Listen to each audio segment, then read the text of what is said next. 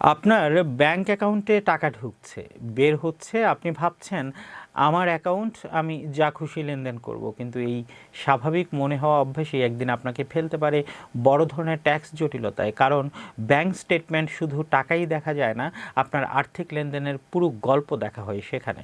আর সেই গল্পের প্রতিটি বড় লেনদেনের পেছনে যদি না থাকে কোনো গ্রহণযোগ্য ব্যাখ্যা, তাহলে প্রশ্ন উঠতেই পারে আয়কর কর্তৃপক্ষের কাছেও।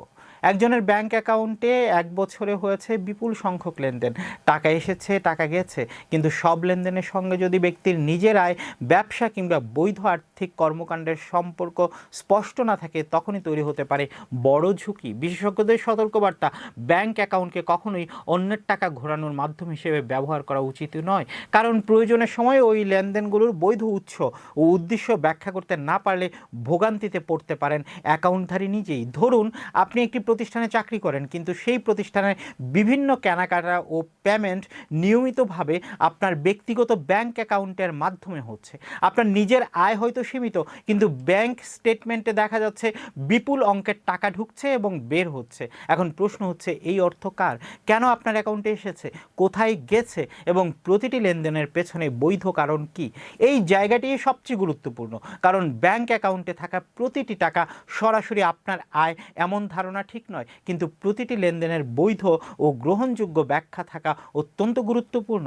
আপনি যদি ভাই বোন বা পরিবারের সদস্যকে টাকা পাঠান, পরিবারের কাছ থেকে অর্থ পান, নিজের এক অ্যাকাউন্ট থেকে অন্য অ্যাকাউন্টে টাকা স্থানান্তর করেন, এফডিআর করেন বা ভাঙেন, কিংবা সঞ্চয়পত্রের অর্থ ব্যাংকে আসে, এসব লেনদেনের যথাযথ নথি ও ব্যাখ্যা থাকলে বিষয়টি বোঝানো তুলনামূলকভাবে সহজ। কিন্তু সমস্যা তৈরি হয় যখন ব্যক্তিগত অ্যাকাউন্টে নিয়মিতভাবে অন্যের ব্যবসায়িক লেনদেন চালানো হয়, অথচ সেই অর্থের উৎস ও উদ্দেশ্য সম্পর্কে পরিষ্কার প্রমাণ থাকে না। আর ব্যবসায়িক কারেন্ট অ্যাকাউন্টের ক্ষেত্রে সতর্কতা আরও বেশি জরুরি।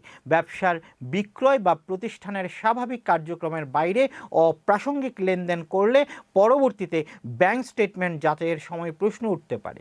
আপনি রিটার্নে যে পরিমাণ বিক্রয় বা আয় দেখিয়েছেন, ব্যাংক হিসাবে যদি তার সঙ্গে অসামঞ্জস্যপূর্ণ বড় অঙ্কের লেনদেন দেখা যায়, তখন সেই অর্থের উৎস নিয়ে ব্যাখ্যা চাইতে পারে সংশ্লিষ্ট কর্তৃপক্ষ।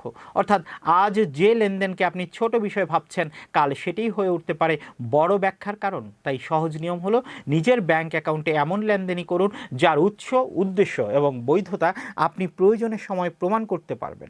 অন্যের ব্যবসার টাকা নিজের ব্যক্তিগত অ্যাকাউন্ট দিয়ে ঘোরানো, অপ্রাসঙ্গিক লেনদেন করা কিংবা ব্যবসার অ্যাকাউন্টকে ব্যক্তিগত লেনদেনের জন্য ব্যবহার করার আগে অবশ্যই সতর্ক হন। কারণ আর্থিক বিষয়ে সবচেয়ে নিরাপদ নীতি হলো লেনদেন স্বচ্ছ রাখুন, নথি সংরক্ষণ করুন এবং প্রতিটি বড় লেনদেনের বৈধ ব্যাখ্যা প্রস্তুত রাখুন। মনে রাখবেন, অনেক সময় বড় ক্ষতির কারণ বড় কোনো ভুল নয়, ছোট্ট একটি ভুল অভ্যাসই পারে বড় সমস্যার দরজা খুলে দেয়। তাই ব্যাংক লেনদেনকে হালকাভাবে নয়, দায়িত্বশীলতার সঙ্গে দেখুন।